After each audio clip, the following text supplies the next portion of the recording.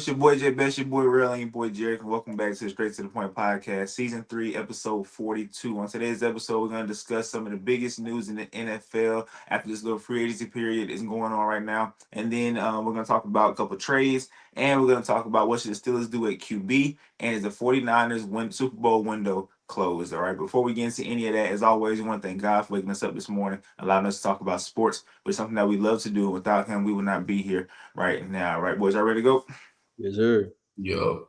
All right, let's go ahead and get straight to the point. All right, first and foremost, the CJ Stroud jersey giveaway. All right, just go to the previous episode, comment, and then get me up to 400 subscribers, and I will be giving away a free CJ Stroud jersey. All right, it's blue, it's pretty nice, and it is free. All you gotta do is comment on the last episode, episode 41, and also get me up to 400 subscribers, and that's all you gotta do to be eligible for the CJ Stroud jersey. All right. Let's talk football. All right. There was two big trades. I think this is the biggest trade so far in the NFL. There's a lot of things going on, but I do want to highlight these two things. All right. DK Metcalf got traded to Pittsburgh, and then Laremy Tunsil got traded to the Washington Commanders. All right. So, simple question: which trade was better? All right, DK to Pittsburgh or Laremy Tunsil to Washington? Real, you up first? Yes, sir. I'm gonna have to go Laremy Tunsil to Washington. Like we talked about a couple episodes ago, the Super Bowl window for the Commanders is open now while their rookie quarterback is on a rookie contract because in a couple of years they're gonna have to pay him big time money. You know what I'm saying? He's obviously gonna reset the market because he's that good. So right now they're obviously trying to win now.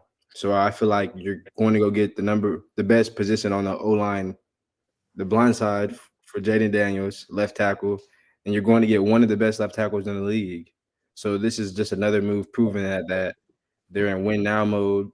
Go ahead, shore up their offensive line. Go ahead, put some more weapons around that that dynamic QB, that elite QB that you think you have. And I think Washington's could make a playoff push, like we all said. All right, Jared.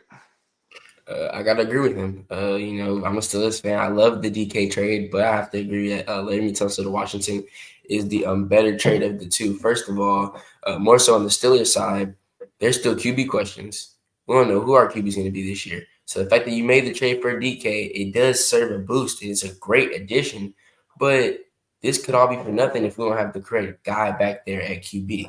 We know that the Commanders have Jaden Daniels. This is who you brought him in to protect. The Steelers traded for DK. You're bringing him in for who to throw the ball to him. We know why the Commanders got Larry Tunsil. So, and the fact that, mind you, their offensive line last year was pretty decent. They were pretty solid. They were top 10 in pass and in blocking. So the fact that you add Larry Tunsil, that's just a big boost. Like you said, he's protecting his blind side now, giving Jaden Daniels more upgrade of an O-line. Like, this is a great move. You already had a pretty good O-line, but now you want to make them better. That's what teams have to do. That's what Commanders realize they have to do, especially being in a division with the Eagles. Now, mind you, the Eagles have lost some of that power on their defense, especially in the front seven on defense, but you added extra protection for Jaden Daniels, and I think that's just a good move. So I think that Laremy Tunsil to Washington is better than the DK trade as of right now. All right, I agree with both of y'all, but I'm gonna go the opposite direction. The only reason I'm gonna go the opposite direction is because I feel like the Steelers addressed a need. All right. Last year, I think everybody watching the podcast don't know who the number 2 receiver was for Pittsburgh.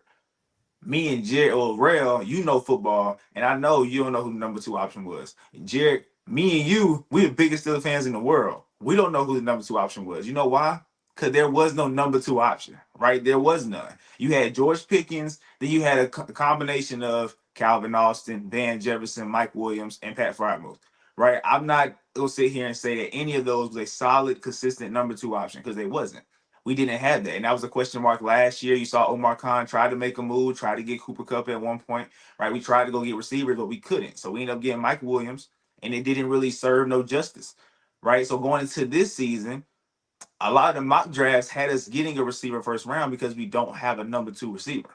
Well, guess what? Now we don't have to do that in the first round because we got DK for a second round pick, right? So we're going to keep that first round pick. We can do basically whatever we want to do with that pick right now. And the one thing I like most about this is that we all know in the draft, you're flipping a coin on everybody, right? I think there's some guys that we're guaranteeing success in the NFL, but there's a lot of players that hey, they can be really good or they can be a bust. Like it's a possibility. With DK, we're not taking that chance no more, right? Instead of drafting a first round receiver and taking a chance, right, seeing if he's gonna be nice, we know what DK is. I don't think DK is the best. I don't think he's top 10, but he's definitely not bad. He's a really good, solid receiver, and he's playing beside George Pickens, right? So I understand what you said, Jared. We don't know what we're gonna do at quarterback next, so we're gonna talk about that later on in the show. But I think that the Steelers addressed the need and a big question mark that we had last year, and a question mark we had going into this year. The Laremy Tunsil, look, Washington is doing exactly what I wanted them to do this offseason, right? They're basically going all in. They saying, look, we got our QB, we got the team. We was this close last year. All we're gonna do is add talent. Like Jerry said, their O line wasn't that bad, right? It wasn't that bad, but they still went and added an All Pro left tackle, right? You still, and then of course you got Deebo Samuel to add to that offense. So, and they didn't give up their first round pick for it. So I think that both teams made really good trades, but I think that DK was a bigger need because the Steelers did not have a number two option. And now you got, in some people's eyes, two number one options. All right. Anything else y'all want to say about that? Are we good? No, I agree with everything y'all said. Yeah, I was looking at the top graded O lines in the league, and Washington was not that bad. So it's not like, Washington really needed, what I'm saying, a left tackle. Especially, and we have Jake Daniels so dynamic, right? It kind of helps when the pocket collapses, he can get out, right? But now you got Laremy Tunsil, so now he can hopefully sit in that pocket just a little bit longer. All right. But there was a lot of free agency signings. A whole lot. We can't talk about them all. So all I ask is who had the best free agency signings so far? Real you up. Yes, sir. So I'm gonna have to go up to New York. Uh, yes, sir. I'm going to New York. The Jets. I felt like they got the best quarterback in free agency this year with Justin Fields. We saw exactly what Justin Fields did last year in Pittsburgh. He was playing winning football. He showed that he knew how to take care of the ball. He knew that he could run an offense. And I feel like him going to New York with this explosive offense with Garrett Wilson, with Brees Hall, I think it's only a matter of time before we truly see Justin Fields break out. I really, really love this pick, and they got him for 2 years, $40 million. So he's on a contract average value of $20 million. So they still have a lot of money to go and fill other pieces on their team. They have the 7th overall pick in the draft. I don't know if they want to draft a lineman or if they want to draft another receiver, but they got to go put something around Justin Fields to help him go. But I think that was the best free agent signing by far. All right, Jared. I agree. Justin Fields to Jets, pretty good. Sad to see him go. I'm not gonna lie. I wish we had pinned him in for the future, but it's okay. But I'm gonna go ahead down. I'm gonna go over Denver. And I think them signing Dre Greenlaw was the best free agency signing so far. Their defense was great last year. You look at the defensive unit; they were making plays. They have the best corner in football, Patrick Surtain. We know that hands down. And now you're adding Dre Greenlaw. We know what he did before the Achilles injury. We know he flies across the field, making plays, sideline to sideline type linebacker. He can make plays in coverage. He can make plays in the run game. He does what you need him to do. And so this adds to that defense that was already good. And this is going to help Bo Nix out. A lot of people think that they need to go get weapons for Bo Nix, which I think they do. And they probably will address that in the draft more so than the free agency. But adding to that defense is also going to help Bo Nix. Give him the ball more. Give him more opportunities on the field. Give him more time on the field, and he will make things happen. So I think that the Broncos realize in order to go to the next step, their defense also has to be better than it was last year. So this is a great signing for the Broncos. All right, so I like both of y'all's picks, Jared, especially yours with Dre Greenlaw. I think that Broncos defense then got 2 times better already, and they only made 2 signings, right? They signed 2 dogs in Hufanga and in Dre Greenlaw. So I like the Dre Greenlaw signing a lot. But I'm gonna go with a very slept-on pick right now, and I'm gonna go with Najee Harris to the Chargers. I think a lot of people don't like this move for some reason, but I like it. I think he fits what Jim Harbaugh wants to do, and that's run the football. And not only that, but with J.K. Dobbins, right? I don't think teams really fear J.K. Dobbins, right? We going against the Chargers. You didn't fear him, but he looked good in that offense, didn't he? Right, a year removed from an ACL injury. So I think that Najee Harris going over there is an upgraded running back. They have a solid line when it comes to the run game, and not only that, but now the play action is going to be open a little more. I think I'm gonna respect Najee Harris more than I respect J.K. Dobbins. Najee Harris in Pittsburgh, he had 1,000 yard season every year, and you couldn't even tell. Like it didn't look like 1,000 yard season, right? So imagine if he can get a better O line, which I think the Chargers have when it comes to running the football, and see what he can do with that. I think this is a big signing for the Chargers that everybody's sleeping on because it's going to open the pass up, as I said. Especially since the Chargers haven't gone and gotten any receivers yet, which I'm shocked. I thought they would get somebody to pair with Ladd, but they probably wait till the draft. But so far, right now, all you got is Ladd, right? You got Quentin Johnson. Ain't nobody worry about Quentin. But if Najee can run the football effectively, it's going to open up everything. You know, Herbert can sling it around. So I think this is a good signing. Like I said, Pittsburgh, Najee did not look like a star because I don't think our O line fitted him. Jalen Warren could hit the hole harder and faster. Najee couldn't. And I think that's how our O line was built. You got to hit it now because it's not going to be there long. And not well, when Najee got past the first level, he was a problem and he was dangerous. So I think that's a big upgrade for the Chargers. All right, so we talked about the best free agency signing. Let's talk about the worst signing so far. All right, Rail, you up? Yes, sir. So I'm gonna go over to Seattle this time. Damn. I don't know what their coach was thinking this offseason. I don't know what the GM was thinking this offseason, but I guess he was thinking in the back of his mind, like, I'm gonna throw my whole team away and I'm just gonna start all the way over with a quarterback that's average at best. Like, what was this guy doing? The Seattle GM should not have a job anymore. He released Tyler Lockett. He traded away DK Metcalf for a second round pick. A second round pick. This is your best player. You trade him away for a second round pick. And I'm like, and these two guys were your identity the past 6 years. And you trade these two guys away, and then you trade away Geno Smith. I don't know about you guys, but Geno Smith is a way better quarterback than Sam Darnold. He's way more established than Sam Darnold. Sam Darnold. They signed Sam Darnold for a 3-year, $100 million contract. I felt like that was a Teddy Bridgewater contract that the Panthers gave him a couple years ago, and this is just going to come back and bite him in the butt. The next 3 years, the Seahawks will be terrible, and this is just going to be dead money on their contract. Worst free agent signing of the decade, in my opinion. All right, Jared. Jeez, that wasn't a decade. Goodness. Nah, but yeah, I agree. That was definitely not a good signing. But I'm gonna say the worst free agency signing so far is the Dolphins signing James Daniels. I'm not gonna lie to you. There's no disrespect to James Daniels. He's a good guard. When playing, he's a good guard in the league. It's just he's coming off of injury. And it's a significant injury that may affect his ability to perform. And mind you, your O line's already bad. We know that Tua is out there getting killed, and now you're paying a guy who was hurt himself to come and protect your quarterback, who you paid a lot of money to as well. And mind you, the contract isn't little numbers. No, it's a pretty significant contract that's going to cut into your salary cap.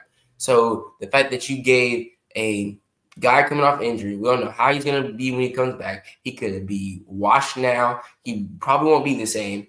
And this is who you're paying to protect Tua. Mind you, you lost Javon Holland. You lost other players due to the contract you gave Tua because it's cut into your salary cap, so you can't pay those guys. And now you pay the guy who was hurt to come and protect your quarterback, who we know has a history of head problems because your O-line's so bad. So I just don't think those. I think that is by far the worst free agency signing so far. As much as I want to dig and try to find something different, right? I'm gonna go to real with this Sam Darnold. This is bad, okay? Because Seattle, it was it was clear as day that it was going rebuild mode, right? Got rid of Geno, which I have said repeatedly on this podcast. Yes, he is solid. He's average, but he has a ceiling, right? And Geno can't take you but so far. So as long as you have Geno, you're guaranteed maybe not even a playoff win. You're guaranteed he gets to the playoffs, maybe, and then you're probably gonna lose first round. Like that's just guaranteed with Geno because he just doesn't have that. Like it's like Sam Darnold, right? He's gonna get you a good regular season, but he's not gonna get you anywhere in the postseason. Then they got rid of DK, right? Got rid of Tyler Lockett. So I'm thinking, okay, full rebuild. That's cool. I got a close friend that is a Seahawks fan. He said, "Hey, rebuild. We good." And it's funny because literally 3 minutes before Sam Darnold got signed by the Seahawks, I texted him and said, because we talking about the Steelers and the Seahawks, I said, bro, I just hope neither one of us get Sam Darnold. I swear to y'all, I said that. And next thing you know, he texted me and said, "Oh my God!" And I said, "What? What happened?" I looked at my phone. They signed Sam Darnold. Literally 3 minutes after I sent that text.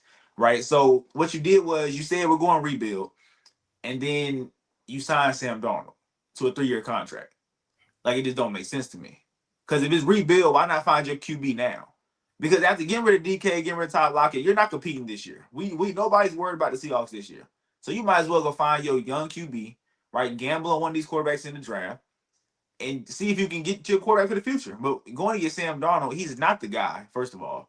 And I think Seattle knows that because there's no way you watched last season. Yes, he had a good regular season, but you had Justin Jefferson. I think Justin Jefferson can make any quarterback look good, right? Because he's getting double and triple team. Then you got a nice second option in Jordan Addison. TJ Hawkinson came back. Aaron Jones, your running back. And also you had Kevin O'Connell calling plays, who's a product of Sean McVay. So you had a really good play caller. I think Sam Darnold was a product of his environment. But then you go and you sign him to this 3-year deal after seeing what he did in the playoffs. Bro wet the bed. Like literally wet the bed. So I think that Sam is just look. Some quarterbacks just can't be starters in this league, and I don't think Sam is a starter in this league. But Seattle gave him a 3-year deal for what reason I can't tell you. Like it just don't make sense to me. You show me rebuild, and then you go sign Sam Darnold.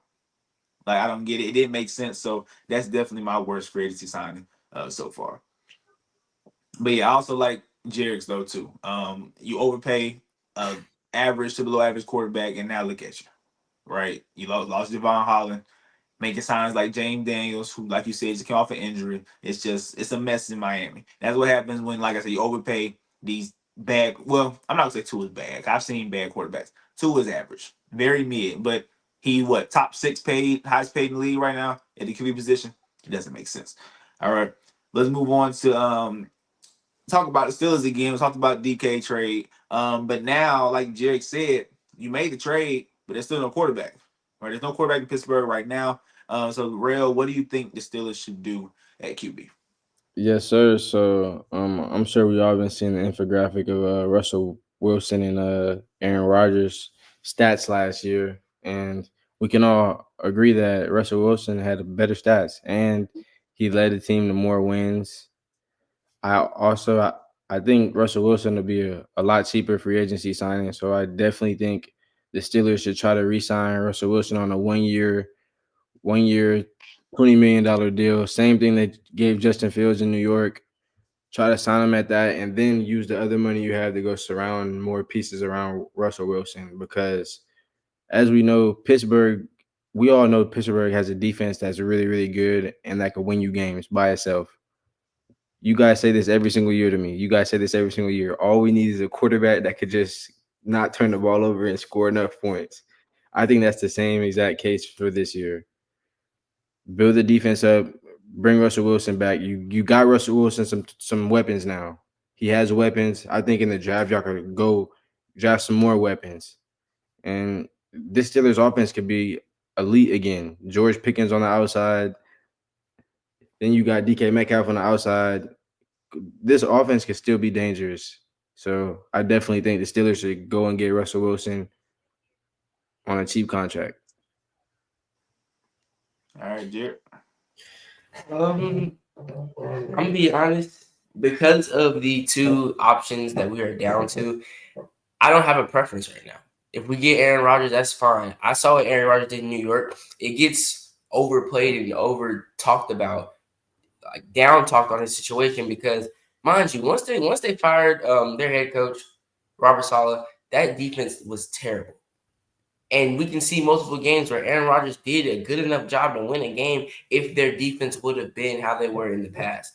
What the New York Jets were banking on was Aaron Rodgers is going to be good enough for us, for our defense to help us win games.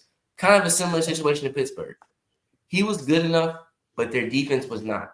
So it equated to not enough wins, and not everything looked a mess. Okay. With that being said, Russell Wilson, we know what he can do. We've seen it. We saw what he can do. And that's your guy. You love you some Russell Wilson. Am I wrong? You love you some Russell Wilson. I kid y'all not. We have Christmas presents from this man. It's a Russell Wilson shirt. Okay? I kid you not. He loves him some Russell Wilson. And I would not be mad if we bring back Russell Wilson. We saw what he can do. That Commanders game, for prime example, he went out there and he won us that football game. Okay, the defense, they did a pretty decent job, but it was Jaden Daniels, hot rookie, making plays, and Russell Wilson came back and made more plays and got us the win. So I think that both quarterbacks still have some left in the tank. I think personally, neither quarterback can win us it now, though. They can't. I don't think Russell Wilson or Aaron Rodgers can win now. Can they give us one playoff win with adding DK Metcalf, maybe adding some more pieces? Yes. But I don't think we need to be concerned about the Super Bowl yet. And that's where I say you sign one of these vets, Aaron Rodgers or Russell Wilson. I'm just glad it's not Sam Darnold or Daniel Jones. I am, thank the Lord that it was neither one of them. So you sign Aaron Rodgers or Russell Wilson, and then you go to the draft, third round, draft Will Howard. That is what I am banking on right now. I think that Will Howard can be that guy. We saw what he did in Ohio State. He can push the ball down the field. He's throwing to Jeremiah Smith, who, quite frankly, right now, I can say his player comp would be a DK Metcalf as of right now. Of course, he can get better, and then we can start comparing him to some more of the better, greater wide receivers. Right now, his player comp is DK Metcalf. So Will Howard knows how to get the ball to your deep threats. He knows how to get the ball across the middle. He can push the ball down the field, and he knows how to run an offense. He can look through his regressions, go through his reads. He plays winning football, and we saw that. They won the national championship. So I honestly think that sign one of these vets. Like I said, Aaron Rodgers, if you really look at it, his throwing numbers were better than the MVP this year. Better passing stats than Josh Allen. Mind you, people are going to say that's watered down. Josh Allen, numerous games where he came out early because they were up big. It doesn't matter. Clearly, he had good enough stats. He's top 10 in passing yards and passing touchdowns. That's good enough for me. I don't know about the rest of y'all, but that's good enough for me, especially when you have a defense that we do. Russell Wilson, we saw what he did, not playing a full season, but he has good stats. So sign one of them to a 1 year, maybe 2 year deal, depending on how soon we think Will Howard can be ready, and then go ahead and draft Will Howard with that third round pick, and I think we're set up for the future. All right, so I like this trend. I like it. Real said Russ, Jake said both. I'm gonna go with my guy, that bad man, Aaron Rodgers. Now, before I talk about Aaron Rodgers, I do want to talk about Russ for 1 second. Russ looked good last year whenever the run game was working, when the O-line was blocking. That stretch where we fell apart, right, going into the playoffs, the run game was non-existent. The O-line stopped blocking. That is what happened. And that ultimately hurt Russ. So I think so. People saying Russ is why she just fell off. No, I think it was the O-line that got inconsistent, which led to an inconsistent run game, which now the pass is not open, especially when guess what? We didn't have a number 2 receiver, right? All you had was George Pickens out there. It just fell apart towards the end of the season. So I do not mind Russ coming back, right? Russ, my guy, my tribal chief. I don't mind that. All right. But if I had to pick today on who I want A-Rod. Okay.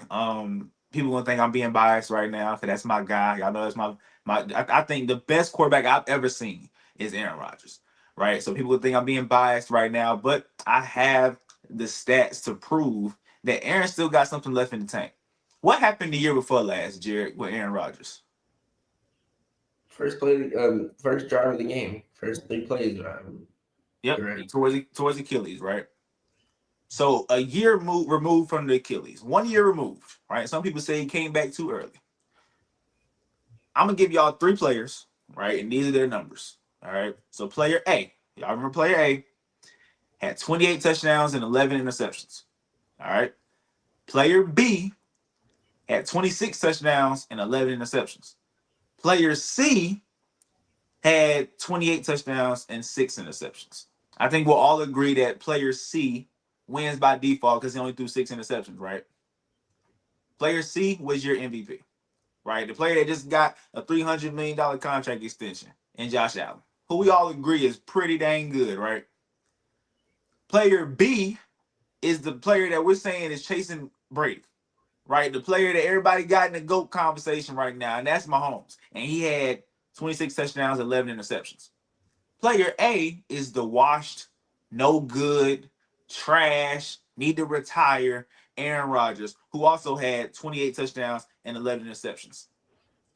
So I'm not this narrative that Aaron is just washed and not good. I don't get it because his numbers was better than the goat, quote unquote, somebody in the goat conversation, and it was a little worse than the MVP. Right. So this narrative that he's not good, I think it's very, very false. Like Jerry said, that defense was not as good as it was supposed to be. When not with last year going into the season, when I said, and I will say it again, the Jets were going to the Super Bowl. When I said that, my main reason was because of that defense. I did not say because of Aaron Rodgers. I did not. I swear I didn't. I said Aaron Rodgers is not the same, but he is way better than what you had in Zach Wilson. He's way better than what you had previous, right? Jerry, I said that, right? So I didn't say Aaron Rodgers about to come to the Jets and be this superhero MVP. Never said that. I just said he's good enough and he's way better than what you had the year before when y'all was what I think 7-10 to help you contend this year because of that defense. But the defense was not what I thought it was going to be. The O line, although they quote unquote upgraded it, was not as good as they were supposed to be. Because Aaron was still running for his life. Aaron was still getting tore up. Mind you, he also came off of an Achilles injury. So last year, man, to me, all the blame went to Aaron Rodgers when I feel like it should not have. There's other fingers I can point. Other fingers I can point at other people first before I get to Aaron. And Aaron statistically matched up with the best QB in the league and arguably the second best QB in the league. So Aaron coming to Pittsburgh. Now you got DK and George Pickens. Aaron can get the ball out quick, right? Who wants to tackle DK after you catch the ball? Who? Not a soul. Not nobody. Right, so Aaron can get the ball out fast, can get the ball to DK, can get the ball deep to Jordan. He can still throw the ball. I've seen games last year when Aaron showed flashes of old Aaron. He's not gonna give you that every game, and he's not gonna give you that consistently, but he's good enough. So I'm cool with Russ. I'm cool with Aaron, but if I had to pick one right now, I would pick Aaron. Could be a little bit of bias in there, right? 'Cause that's my dog. But I think Aaron still got something left in the tank. I think the narrative around him is just completely false. All right. Let's move on to our last topic of the day. This is what I've been waiting for because I really want to know y'all answer, man. Is after the 49ers have lost 11 of 22 starters, all right, is the 49ers Super Bowl window closed? Roll you up. Completely closed, all the way closed. The Super Bowl era has ended for the 49ers. They made a couple of Super Bowl runs. They were competing every single year, but I just think it's over with. They finally got to pay a quarterback. For the last 5 years, they haven't had to pay a quarterback real money because they've had Trey Lance, who was on a rookie quarterback. Then they had Brock Purdy, who was on a rookie quarterback, who was making less than $1 million every year.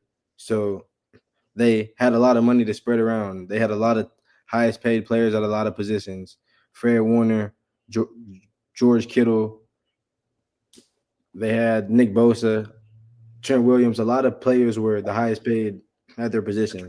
And you saw this year they're going to have to pay Brock Purdy, who's going to be one of the highest paid players, one of the highest paid quarterbacks for sure in the league. And as we saw during free agency, they had to let a lot of players go. We all know San Fran to have a really good defense, a really scary defense. That defense won't be as scary no more. You guys said earlier, Dre Greenlaw left, Tufanga left.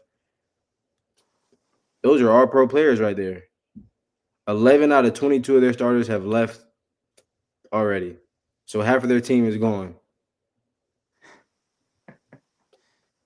I really think this 49ers window is closed, especially when it comes to competing with teams like the Lions and the Eagles and the Commanders. It's just like these teams are going to pass them up because the 49ers aren't getting any younger, and these teams are getting a lot younger and a lot faster.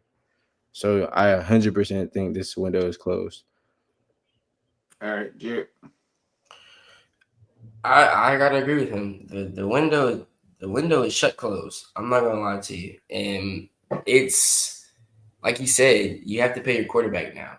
You got the privileges of not having to pay your quarterback because he's on a rookie deal, which is when you probably should have won your Super Bowl. But now you really have to look at the situation that you're in. We've always known them for having a massive roster. Their roster's always been stacked from the offensive line to the wide receivers, all the way to the deep, all across the board on defense. We know that. But now you're losing key pieces. And mind you, the key pieces that you're keeping, these aren't young guys. You have Christian McCaffrey and Fred Warner. They're both 28. Nick Bosa turns 28 in October. So these aren't guys that you can have for the foreseeable future to stick around, because I honestly think you're going to kind of have to go into a little bit of a rebuild. You don't have the money to replace the players that you lost. And I don't think that there's enough players in the draft to replace what you lost. Like, I honestly don't. You lost a little bit too much. You lost your CB1, you lost one of your very, very good pass rushers in Javon Hargrave. You lost Dre Greenlaw, who is the perfect complement to Fred Warner. You lost your safety. Like, these are all significant pieces that you're losing. And the pieces that you still have that are great aren't that young. Christian McCaffrey, not only is he not getting any younger, his body's not getting any younger. Christian McCaffrey, and now you lose Deebo Samuel, Brandon Ayuk's coming off of injury. You're going to be looking to Christian McCaffrey. He don't got that wear and tear. He can't carry that type of workload anymore. So I honestly think that their best interest would be to just completely start over. Start over with Brock. George Kittle, he's not that young either. I knew it got bad when they had to release Kyle. When you release your fullback, who is a staple of that team, like not in terms of like the stats or anything like that. He's not a flashy player. No, but he was kind of the embodiment of that team. Fullback, best fullback in the league, hands down. Lead blocking, he can catch the ball, all of that. When you had to let that man go, that's when I knew it was some serious problems over there. They are first in dead cap this year. $68 million in dead cap. So it's bad. Their Super Bowl window is shut, and I think it's going to be shut for a long time. I honestly do. I think your boy ain't going to be able to recoup from this. So I think Shanahan's is running for it. His run in San Francisco might be coming to an end. I'm not gonna lie to you. I don't think he's gonna. Some people might be calling for a job in a couple years because you can't come back from this. It's over. It's over in the back. Wow. Jerry, something's wrong with you, okay? And I mean, I don't mean this in disrespectful way. Me. But yeah, it's like, when people prove themselves, all right, and then a little adversity hit, you just bail on them. Like last night, this is just a little behind the scenes. Last night, me and Jared talking about the Eagles, and he's questioning Howie Roseman. I am. You're losing a little bit too much. You are losing a little bit too much than what you can replace in a single draft. We just talked about Howie Roseman the best GM in the league, and then less than 2 months later, talking about why did we say he was the best GM in the league? For what? Because for his free agency moves and his trades. A lot of the team that he built wasn't just draft; it was also free agency. Look at the massive amount of players he's acquired from other teams in the past couple of years. Yes. AJ Brown, Saquon Barkley, Zach Bond. Man came from New Orleans. Like, these are all players that, yes, he built some of this team in the draft, but these are also players that he's acquired. He hasn't acquired anybody this year, and you lost key pieces to your defense. You let the best defense in the NFL get split up. I can't get because he can't afford to keep all of them. That's why he made sure. You're right, and that's the problem. We knew it was going to catch up to you eventually, just like we knew it was going to catch up to San Francisco. We kept telling ourselves, how are they able to pay Trent Williams, Christian McCaffrey, George Kittle, Fred Warner, Nick Bosa? How are they able to pay these guys? Because your quarterback wasn't on a deal yet. Now your quarterback's on a deal, you can't pay those guys. You just paid Jalen Hurts, you paid Saquon Barkley, AJ Brown. You're going to have to pay Jalen Carter. You're going to have to pay Quinyon Mitchell. So this is money that you can't afford to give out right now, so you're losing pieces. So unfortunately, that defense is not going to be what it was last year. And there's no way you can convince me right now that Howie Roseman can go in the draft. Mind you, I don't know how many draft picks they have. There's no way he can go in the draft and replace all of those pieces. Not for this year. I think that, unfortunately, we were calling repeat for the Eagles. I personally, this is a bold take right here, hot take. I think that the Eagles are going to be more so like what we saw year before this past season, coming off of that Super Bowl appearance where they had a down year, where they kind of lost themselves. You lost a big chunk of your defense. Okay, that's cool. You're trying to tell me they can come back from that? That's cool. In one single draft, it's not an offseason, because majority of the players that you think you could replace these guys that you lost with are gone. They're already on teams. They've already made signs. Right now, there's not a lot left to free agency. So you're telling me a bunch of draft picks, mind you, they don't have high draft picks. Yes, he's good at drafting, but you're trying to tell me a bunch of third, fourth, fifth round players can come in and replace what Josh Sweat did? I believe that he has a plan. I do not believe he's going to just sit here and watch his defense dwindle down and not have a plan to replace it. You That's a can have a conversation for another plan, day. but will the plan carry out? That's a conversation for another day. My whole point is you lost faith in Howie Roseman, and now you're losing faith in John Lynch and Kyle Shanahan. The window is closed, but it can only be closed for a year if they play it right.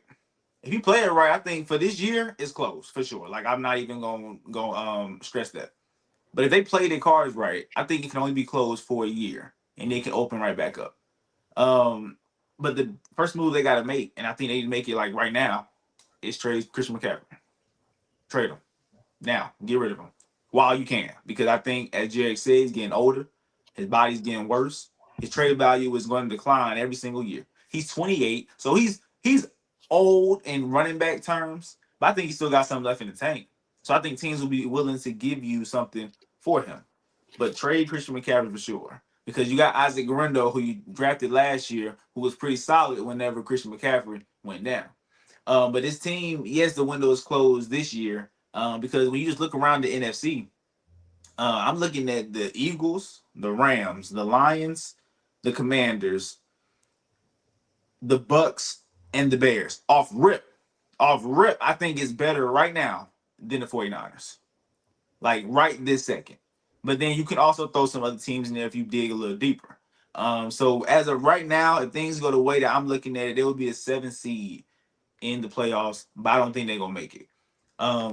Like you said, you lost 11 of your 22 starters, and not just 11 people. You lost 11 solid players, right? You lost Adebo Samuel. We know what he brings to the table, right? You lost a Dre Greenlaw. You lost a Hufanga. You lost Javarius Ward. You lost Kyle Juszczyk, right? The best fullback in the league.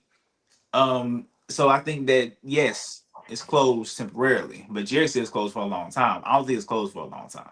I think it can open right back up because I believe in Kyle Shanahan. I believe in John Lynch. Once again, once you show me for a long period of time that you know what you're doing and you can do it at a high level, I don't think it's gonna just poof disappear. I think there's a plan in place. Also, Rail, what you think? Do you think anybody would trade for Trent Williams? I don't think anybody would trade for Trent Williams right now, but I also don't think Trent Williams will go anywhere because he's 38, 39. I don't think he'd want to play anywhere but San Francisco. So, nah, I don't think so. Okay, I got you. How about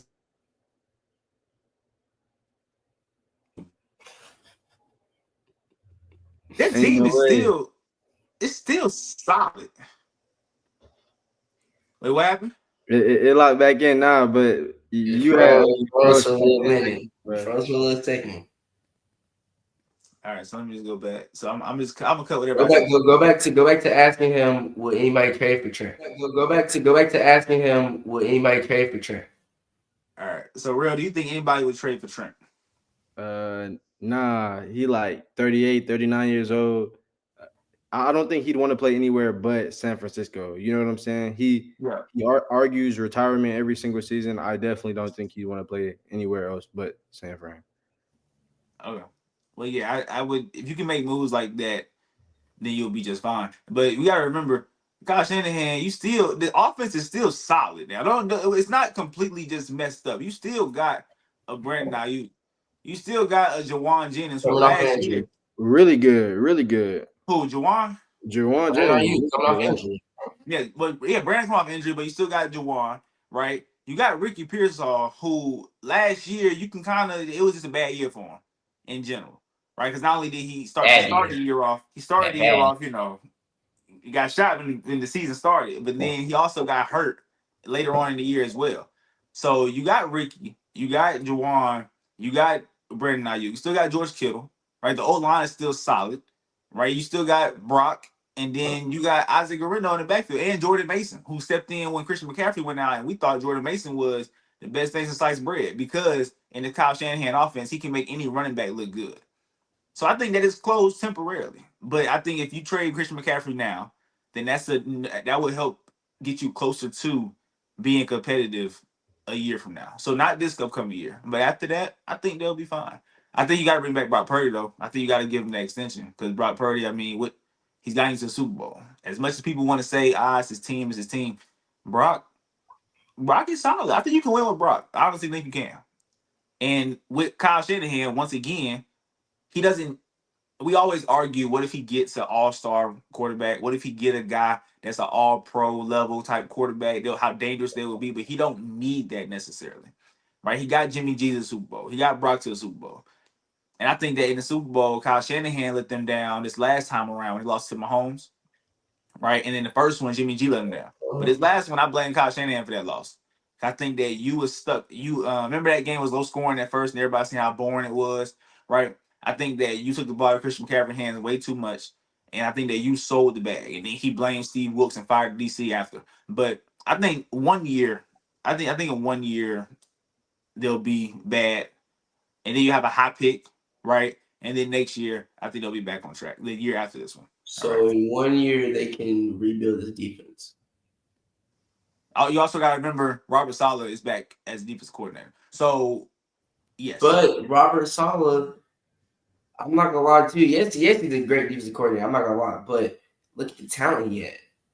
He's going from a bunch of All-Pro players to what? 2 remaining All-Pro players. On the defense side, yeah, just Fred and Nick.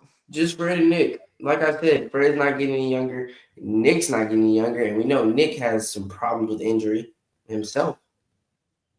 I just think that this is gonna turn into more of a rebuild, more than y'all think so. Yeah. So I think next 4 years you can count them out. Wow, 4 years. Huh? They're not even gonna come close to winning their division. Okay, real. Their division is a lot. What would you say? You said if I had to put a year on it, like how many years would it take for him to get back to contender? I'd say probably 2 years. Cause I agree with what you said. Shanahan and Lynch, they proved they could do it for a long time. We were in 3rd grade, like 4th grade, with the 49ers, like being dominant. You know what I'm saying? Like the 49ers been dominant for a long time. It hasn't just been this year, you know? So I think history is going to repeat itself, and the 49ers are going to be right back dominant in a couple of years. But what is our definition of, like, yes, they've been dominant, they've been winning, but they haven't won the big one yet. Are you saying that in 2 years we can look at that team and say they have a chance to win the Super Bowl? Yeah, because I'm saying, like, this is a fact. Before this year, San Francisco was always either in the conference championship, like they were always in the conference championship for the past like 5 to 7 years. It was a long time. So yes, I 100% think they will be back to contending. And this year was all about injuries. Yes, it was. So with your mighty Eagles still being in the conference, according to you, the Eagles are gonna be good. According to you, I'd say they're not gonna be good. I don't think they're going back to the Super Bowl. That's unfortunate. I don't think so. I think they dug too deep of a hole. So you're saying, which, like I said, I think Howie can rebuild it in a year. Rome wasn't built overnight. I don't think he can rebuild Rome overnight. I think it'll take the course of a year, and that following season after this year, you'll see the Eagles come back into play. But I don't think that with all the talent that is coming up, mind you, Chicago is only going to get better. Green Bay, they're still young. They can get better. The Vikings are young. They added a lot of pieces to that defense. You have Justin Jefferson. Hopefully they have their quarterback in J.J. McCarthy. We don't know. We'll figure it out. So they're young. They're going to get better. The Lions aren't old. They're still going to be sticking around. Like you said, you have the Eagles. The Rams, they're a little old. But I think that the Rams next 2 to 3 years will still be running the division. I think there's too much. I think there's too much in that conference for us to say that they'll have a Super Bowl window in the next 2 years. I think with the second best GM in the conference, well, you say third or second best, right? With what money though? That's You're banking on them building it with draft picks. Am I right? yes. And a lot of the good players they drafted. Yes, that is true. Yes. So they can do, and But once again, you're talking about this year's draft, and then I'm guaranteeing this year to be a bad year. You'll get another high pick in the first round, a high pick in the second round. So that's 2 years worth of drafts because you was bad this year. Like if this year, if they lost in the first round or the second round of the playoffs, then you would have a later pick, right? But I think they're better suited because in the year you were supposed to be good, you was bad on accident because of injury. So now you have a high pick this year, and then next year you're gonna have another high pick. I'm telling you, you're gonna be bad this year. So that's 2 years worth of good draft picks that I believe can translate to them being back in contention. Combined with the third best head coach in that conference and probably the third best GM in that conference. So I think that hey, it's okay. I got trust in Jarek's more of a he's looking at the team, but I'm looking at not people that's higher up. I'm looking at coach and I'm looking at GM as well. That's where my trust and my faith come from. All right. That is it for the Straight to the Point podcast. Real quick, I want to say something because it's been just killing me. All right, Real, you know about the whole LeBron Stephen A. Smith situation, right? Oh, yes, sir. Yes, sir. What you Yeah, guys say about that? yeah. I got real quick. I gotta say something. All right, Real and Jared, can y'all please tell me who was the first pick overall this past year in the NBA draft? Yes, sir. I can tell you. Do you want me to tell you the name? I want to know the name. Asher for the Atlanta Hawks. it's something like that. Part of the reason why I don't know the name is because he's from overseas. But No, I no, know no, no, no, no. A part of the reason why y'all don't know the name because he ain't making no noise. Let's just be real. He's solid. No. I know his name. Like he had a couple 30-point games this year. Like his name just hard to say. His name starts with an O and it ends with, like his last name starts with an A. No, cool. Yeah, I know you're from overseas, but my whole thing is why haven't there's been one segment on national television about this guy? He's the first pick overall. He's the best player in the draft. Why hasn't there been one segment about him at all this year? he's not box office. He don't But draw. the He but don't the draw views. 55th but the Nobody 55th wants pick to in the hear. draft is box Nobody office. wants to hear Stephen A. and them talk about this guy. Nobody Nobody wants to does. hear you talk about a player that does not play. Why are we talking about a He's player that LeBron's plays the last son. 2 minutes? His last name is James. Who His last name is James. that is so simple-minded by national media. We're gonna talk about this guy who's a 55th pick for a reason. He plays garbage time. He plays whenever the Lakers are up by 20 or down by 20. So he plays max 5 minutes, maybe not even that. And we're talking about him. That's simple-minded by national media, which is trash. Why are we It talking about is. somebody that does not play? It is. It's not a good look, but I'm telling you why. It draws more viewers. You think if, like you said, whatever his name is, sorry, we don't know how to pronounce your name. If the headline on the YouTube video was such and such drops 30 points in their win, and then they talk for 20 minutes about him, which video are you going to click on? That, or are you going to click on LeBron James Jr. and them talking about him? Which video are you clicking on? I am, because I'm not simple-minded like national media. I'm going to click on the guy, the number one pick in the Jared. I told you when Bronny got to the league that he's not ready to be in the NBA. He's not. That is clear as day. If you know basketball, it's unfortunate. He's a media draw. Basketball, Whenever you see the name James on any type of video, Instagram post, anything, it draws attention. So you should have known off rip. LeBron should have known off rip. You putting your son in this situation is gonna draw unwarranted attention that he shouldn't have, attention that is not required because he is the 55th pick, but it's going to be there because of you. It's not because of him, it's because of you. So however he is doing, however things are going, that's what's going to be talked about. It's going to be blown up to such a big scale because people talk about the nepotism in the situation. Because people are looking for this man to fail. So any chance they get to exploit the fact that he is somewhat failing, they're going to take that opportunity. Because they feel like he shouldn't have been there in the first place. Only reason he's there is because his last name is James. So they're going to use that. That's all it is. I don't agree with it. I think it's wrong. Like you said, we never talked about the 55th pick ever. We don't even know the guys that were behind him. Or in front of him. Yes. So I do agree that we shouldn't be talking about, but you should understand why it's being talked about. It is a media draw. And that is what they signed themselves up for. The media draw, and however it's going, that's what you're going to get. Real, what you want to say about that? I feel like Jalen said, like I'm not small minded either, but I also feel like what Jerry said is true. Like, talk about what's gonna get you more views. Bronny James is gonna get you more views. Not talking about Oscar or we can't even say his name. You know what I'm saying? Why are we finna put him in? Why are we finna put him in our show and we can't even say his name? But I don't want to downplay this young man. This young man has been hooping. He's had a couple 30-point games this year. He's been doing his thing. So for sure.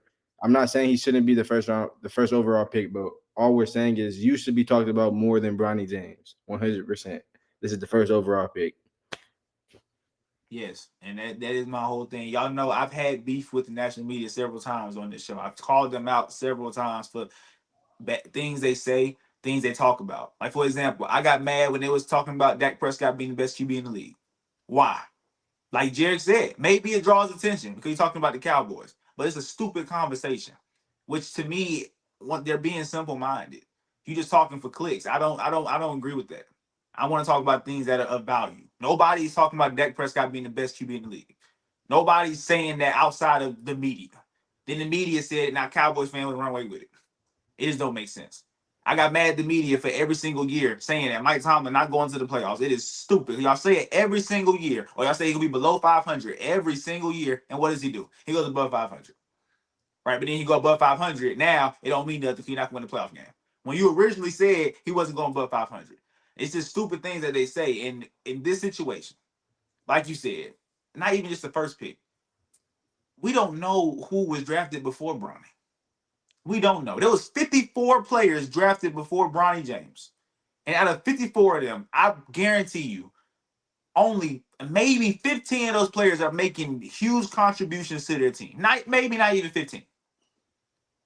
So why are we not talking about the fact that these guys not doing their job? They got drafted first round. There's a lot of first round picks that's trash. A lot of first round picks that's not getting playing time. Why are we not talking about them? But we talking about a dude. Once again, your last name James. Whoop-de-doo. Whoop-de-doo. And we'll talk about Don't LeBron say what James' you son. do. You know, If LeBron James' son was playing and he was playing bad, I get it. Let's talk about it. He's a bust, right? Let's talk about that. But he doesn't even play. Jared, he plays 5 more minutes than you. Not even 5. He plays 3 more minutes than you. And you don't play. I don't play either. Tyrell don't play. He plays 3 more minutes than us. And we're talking about him on mainstream media. Like, that's just dumb. It's dumb to me. Once again, it's for the clicks, cool. But me personally, I'm not clicking on that video because why are we talking about Bronny? Bronny does not play. Bronny's not ready for the NBA. He's not. I've seen it. I saw it the first time he came, the first couple of times he played in the NBA. Okay, the dude's not ready. It's clear as day. He's not ready. And there's a lot of guys on that bench that's not ready too. And that's why they're on the end of the bench. Everybody don't have 13 to 14 really good NBA players on their roster. No, they don't. At some point, it's going to start getting thin. It's going to start getting bad. And Bronny's on that part of the roster, which everyone has. But we're talking about Bronny. It just don't make sense. So I see LeBron frustration. Keep my son, bro. We know my son not that good, bro. Keep his name out your mouth. You just making it worse. Why you just dogging him? So I see exactly where LeBron's coming from. Jared, you know you on our side, but you just no, I defending. told You're you. defending. I told you last night. I see why LeBron's frustrated. I'd be frustrated too. I agree with what LeBron is saying, but you can't. I agree with what you're saying, and I would say it too. But you have to realize, like, this is what you signed up for. That's all I'm saying. It's not right. It shouldn't be this way, but this is what you signed up for. His name, like I told you last night, his name isn't just James. He is LeBron Jr. He is LeBron James Jr. Like, you are expected to uphold this legacy because your father's LeBron. You're expected to uphold this legacy and live up to that name because you are a junior. But he's not ready for it. And he probably will never be ready to live up to that name. But because of the way, like I said, you're not going to click on the video, but the thousands and hundreds of thousands of haters who came out and dogged them on Instagram, on Twitter, on TikTok for being drafted because of the whole nepotism thing, they're going to click on it because they want to hear about him failing. They want to hear about Tyrese Maxey cooking him when Tyrese Maxey will cook your favorite player as well. Tyrese Maxey is a bucket. There is no reason why we should have dogged him out for what Tyrese Maxey did to him on the court. We see it way too often. So the fact that they did that is wrong, but it is for clicks. It is for views. This is how they make their money. Stephen A isn't going to make it. If Stephen A talk like us, he's not making the money he's making right now. We talk about what's really going on. We talk about what's important, what really needs to be talked about. We talk about the guys that are actually really good. We talk about the situations that are happening. We talk about real things. What they talk about is we're going to get them clicks and views and make them money. It's widestream media. It's all corporate. So I don't agree with what they're doing. I agree with what LeBron is saying, but at the same time, you have to see why it's happening. This is what you signed up for. That's my whole thing. All right, well, that's how we're going to end the Straight to the Point podcast today. All right, y'all make sure y'all check us out on Instagram, on TikTok, and on Facebook. Also, go check out Tyrell Streams on Twitch at Young Real Streams. All right, make sure you catch the next episode of the Straight to the Point podcast. Also, comment on the last video for a chance to win the CJ Stroud jersey. All my Texan fans out there, go get it. All right, but that's it for your boy Jay Best, your boy Jared, and your boy Real. Much love. Y'all stay blessed. We out.